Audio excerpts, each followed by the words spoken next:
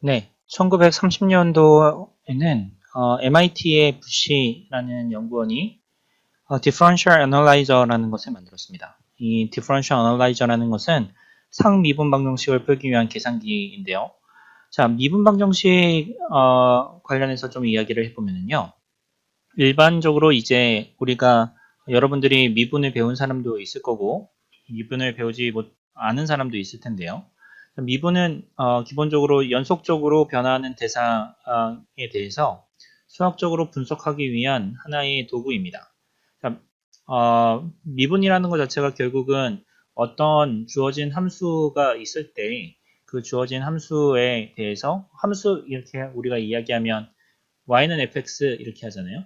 자, fx에서 x의 값이 변할 때 y 값이 변하는데 그 y 값이 얼마나 x가 변하는 거에 따라서 y가 얼마나 변하는지에 대해서 우리는 계산할 수 있을 겁니다. 자, 그래서 그 부분들을 한 점에서의 그 기울기 뭐 이렇게 이야기하죠. 변화량 그걸 이제 미분 계수라고 얘기하고 뭐 여러 가지가 있을 수 있는데요.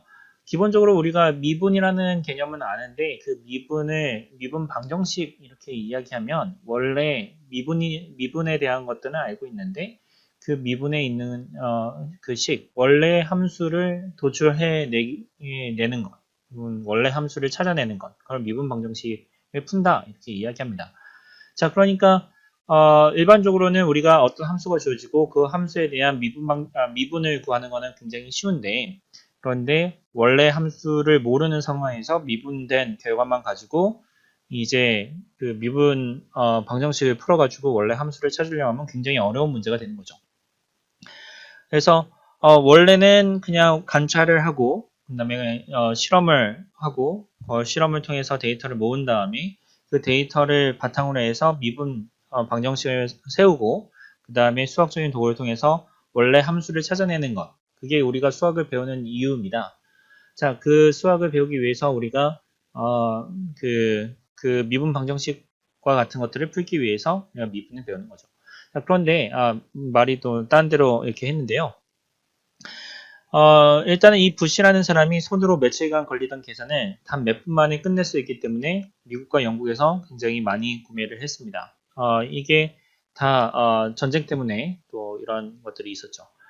자, 이 환경에서 조금 우리가 볼 수 있는 것은 프로그램을 작성한다. 그러니까 어떤 문제를 풀려고 한다라고 이야기하면 어떻게 했어야 되냐면 스크루드라이버, 스패너, 해머 등을 가져와서 분해를 하고 기어를 바꿔 껴야지만 문제를 풀 수가 있었습니다.